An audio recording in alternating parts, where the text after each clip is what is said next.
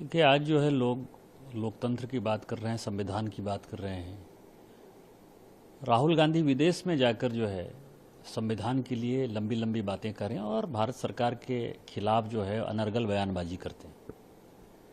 ये बयानबाजी वैसे ही है जैसे कि जाकिर नाइक मलेशिया से बोल रहा है, खालिस्तान का आतंकवादी पन्नू जो है वो कनाडा और अमेरिका से बोल रहा है, और सैयद सलाउद्दीन जो है वो पाकिस्तान जाकर बोल रहा है। उसकी भाषा और सोरोस फाउंडेशन से समर्थित राहुल गांधी जी की जो भाषा विपक्ष के नेता के तौर पर है, दोनों भाषाओं को यदि मिलाकर देखेंगे तो दोनों एक ही है।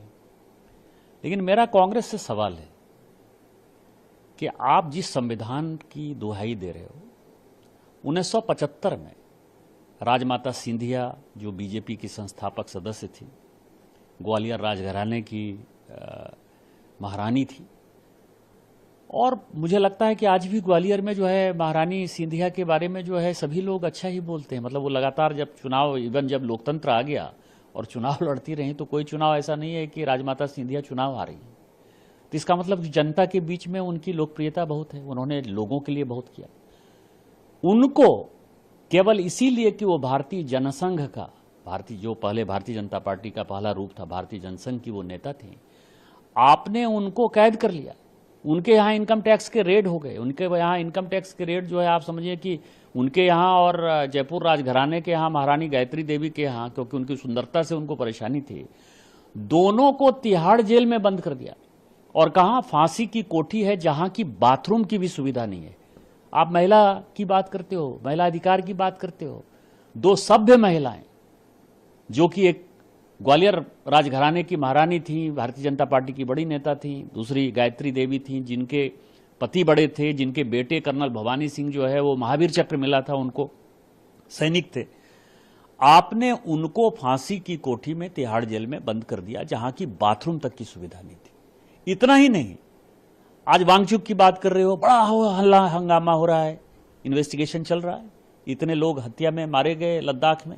आपको पता है वांगचुक ने क्या कहा था कि 30 साल से जो है हम एक ही चीज डिमांड करते थे कि हमको जो है यूनियन टेरिटरी का दर्जा दे दीजिए। यूनियन टेरिटरी का दर्जा दे दिया गया तो किस विदेशी ताकत के साथ मिलकर अब जो है वो कहते हैं कि राज्य दे दीजिए।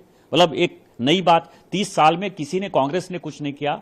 माननीय मोदी जी ने आपको यूनियन टेरिटरी का दर्जा दे दिया जो लद्दाख के लोग मांगते थे। इसके बाद आप इस तरह की बातें कर रहे हो, और अभी इन्वेस्टिगेशन चालू है।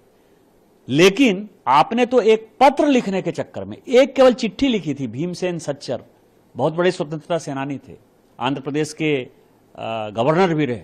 मतलब आप ये समझे, उनको 82 साल 82 ईयर्स ओल्ड भीमसेन सच्चर को रातों रात घसीट कर जो है पुलिस उनको घर से ले गई और उनको आपने अरेस्ट कर लिया।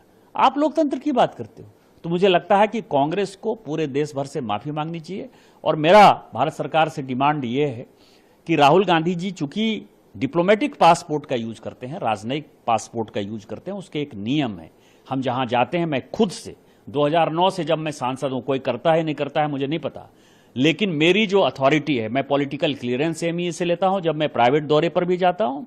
और कोई ऐसा दौरा नहीं है 2009 से 14 तक तो कांग्रेस का लोकसभा अध्यक्ष था, 2014 से लेकर आज जब मैं 2025 में बात करता हूं, कोई ऐसा एक दिन का दौरा नहीं है जब मैंने लोकसभा स्पीकर से इसकी परमिशन नहीं ली है या इसकी जानकारी नहीं दी है और यह नहीं बताया है कि मेरा कौन खर्चा उठा रहा है। मैं खुद से खर्चा उठा रहा हूं, मैं खुद से जा रहा हूं, उसके बावजूद भी मैंने ये सारी बातें कही है। तो मुझे लगता है कि अब समय आ गया है, जो कॉल सखधर कहता है कि लीडर ऑफ द अपोजिशन का रोल क्या होना चाहिए, उसके आधार पर इनका जो डिप्लोमेटिक पासपोर्ट है वो जब्त होना चाहिए और इनके ऊपर कानूनी कार्रवाई होनी चाहिए। सर, जब किसके